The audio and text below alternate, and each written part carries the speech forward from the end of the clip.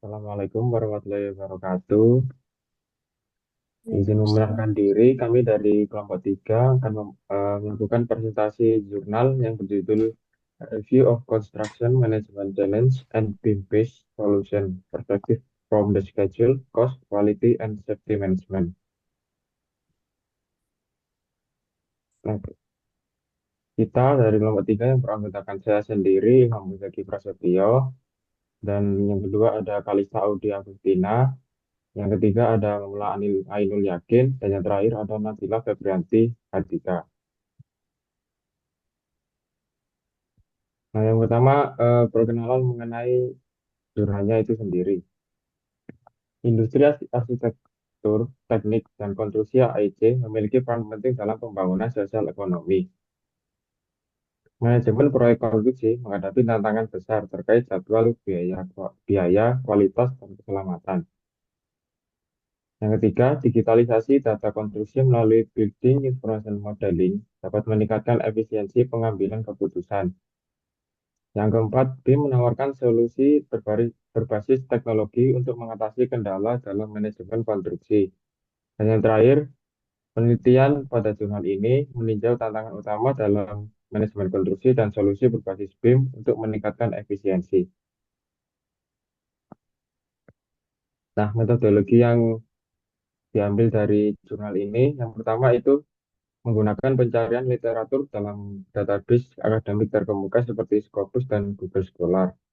Yang kedua, proses seleksi artikel dilakukan berdasarkan kata kunci yang relevan, seperti BIM, manajemen biaya, jadwal, keselamatan, dan kualitas. Yang ketiga, penelitian ini menganalisis 175 artikel terpilih yang berfokus pada strategi manajemen konstruksi berbasis BIM.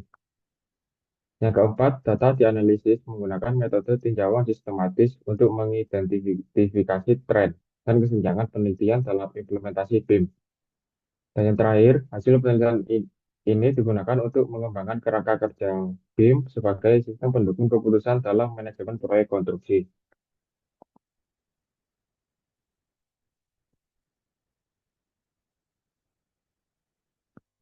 Nah, pada yang tercantum pada jurnal, tantangan-tantangannya, yang pertama ini ada tantangan manajemen jadwal.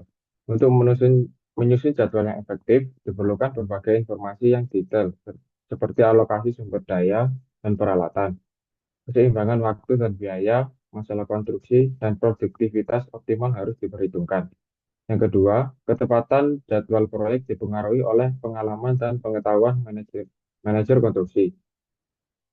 Yang ketiga, peran perencana proyek dalam mengatur urutan kegiatan untuk efisiensi sumber daya dan ruang. Yang tentu penjadwalan saat ini masih bergantung pada pengalaman sebelum-sebelumnya. Yang keempat, tantangan yang dihadapi seperti kesulitan dalam pengolahan data dan analisis skenario. Dan yang terakhir, kelemahan alat penjadwalan tradisional yang rumit, memakan waktu, bertahan kesalahan, dan harus disinkronkan dengan semua pihak yang terkait.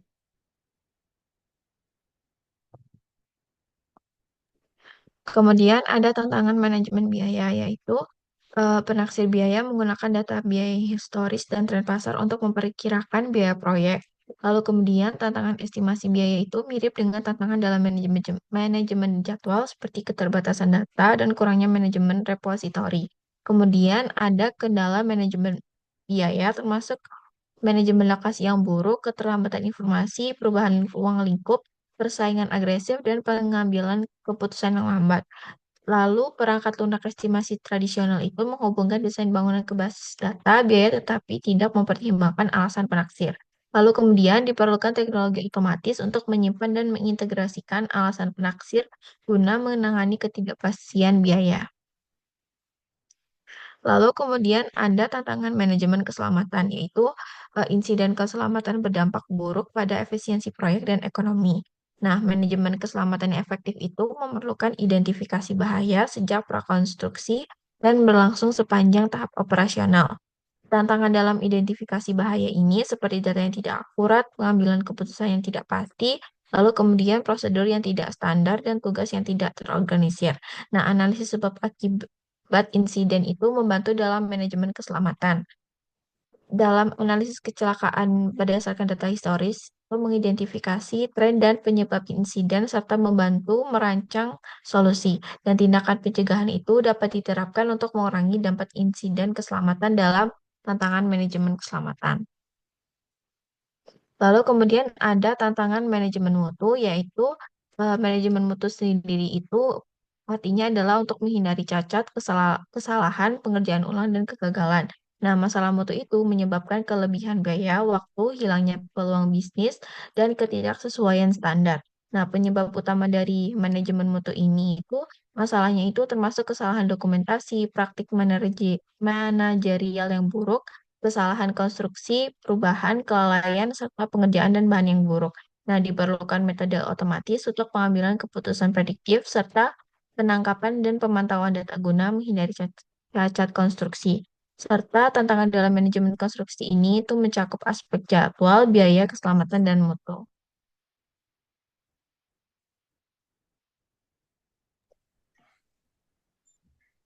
Oke, selanjutnya mengenai pengambilan keputusan prediktif, di mana pengambilan keputusan prediktif digunakan oleh berbagai industri untuk meningkatkan produktivitas dan efisien operasional. Metode ini memanfaatkan data besar untuk mengidentifikasi pola, mengoptimalkan keputusan, serta memitigasi resiko dan ketidakpastian. Keakuratan data menjadi faktor utama dalam keberhasilannya. Dalam proyek konstruksi, pengambilan keputusan prediktif sangat berguna dalam menangani data kompleks dan mengantisipasi masalah sebelum proyek dimulai. Pendekatan ini membantu memastikan proyek selesai tepat waktu dan sesuai anggaran. Model prediktif meningkatkan keakuratan estimasi pada tahap perencanaan awal, sehingga proyek berjalan sesuai target biaya dan waktu. Beberapa yang umum digunakan meliputi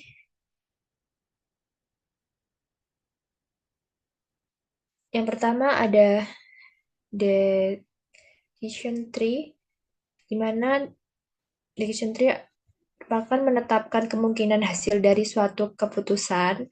Yang kedua, expert system, itu menggunakan case-based reasoning atau CBR atau rule-based reasoning RBR untuk mengelak keputusan berbasis data historis dan aturan tertentu. Yang ketiga, Monte Carlo simulation, yaitu mensimulasikan berbagai skenario untuk memprediksi hasil proyek.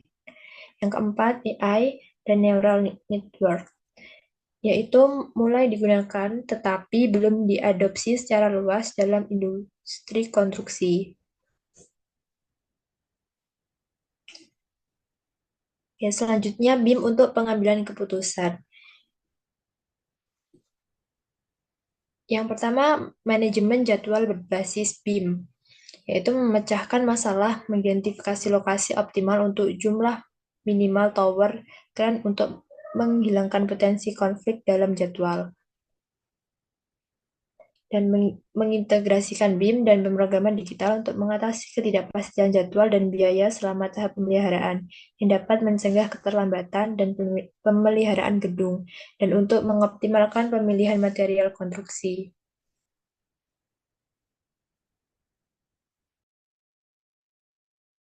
Lalu untuk selanjutnya yaitu BIM untuk pengambilan keputusan prediktif yang kedua yaitu manajemen biaya berbasis BIM, yaitu menggunakan data BIM untuk menemukan item pekerjaan yang kuantitasnya sedang proses inferensi ontologis. Terus itu pembuatan modul estimasi biaya berbasis BIM untuk menilai berbagai aspek desain bangunan pada tahap awal. Terus itu ada perencanaan optimasi biaya berdasarkan integrasi BIM untuk membantu manajer proyek mengoptimalkan biaya dan penjadwalan proyek dengan analisis Pareto Front. Terus ada kerangka kerja berbasis BIM untuk mengidentifikasi item pekerjaan di lokasi konstruksi dan berhubungan di antara aktivitas untuk mengurangi kesalahan manusia dan meningkatkan efisiensi kerja. Terus yang terakhir yaitu ada pendekatan berbasis BIM untuk manajemen biaya di seluruh proses dalam proses konstruksi berisiko tinggi untuk mengurangi bentrokan jalur pipa, pengerjaan ulang dan biaya proyek sebagai solusi potensial untuk minimalkan risiko proyek EIC berisiko tinggi. Terus ada manajemen keselamatan berbasis BIM, yaitu integrasi BIM dan augmented reality eh, 4 dimensi untuk menyajikan visualisasi operasi konstruksi dan urutannya yang lebih baik untuk memberikan atribut yang mudah dipahami dan terperinci untuk pemantauan proyek jarak jauh. Terus ada menghubungkan BIM dengan basis data bahaya konstruksi untuk deteksi bahaya dini. Terus ada manajemen kualitas berbasis BIM juga, yaitu di mana mengintegrasikan BIM dengan mencocokkan gambar dan HR untuk mengidentifikasi kelalaian dan kesalahan di lokasi kerja nyata untuk meningkatkan manajemen cacat. Terus yang terakhir yaitu pengembangan metode berbasis BIM untuk meningkatkan kuantitas, kualitas, dan aksesibilitas informasi. Jadi untuk kesimpulannya pada presentasi kali ini yaitu penelitian ini itu meninjau bagaimana BIM digunakan dalam pengambilan keputusan prediktif di manajemen konstruksi. Fokus utama mencakup manajemen jadwal, biaya, keselamatan, dan kualitas dengan keselamatan menjadi topik penelitian yang populer. Peningkatan perhatian terhadap keselamatan kerja dengan teknologi mutakhir dianggap sebagai perkembangan positif. BIM berbasis teknologi mutakhir sangat penting dalam mengatasi tantangan konstruksi sebelum proyek dimulai. Pengambilan keputusan prediktif membantu manajer menghindari pemborosan biaya dan waktu, mengidentifikasi risiko keselamatan, serta memastikan kualitas proyek sejak tahap perencanaan. Oleh karena itu, adopsi BIM menjadi langkah strategis dalam optimasi manajemen konstruksi. Berikut adalah artikel yang kami baca, yang kami pelajari, yaitu bisa diakses pada barcode eh, di layar. Mungkin sekian, saya kembalikan ke teman saya.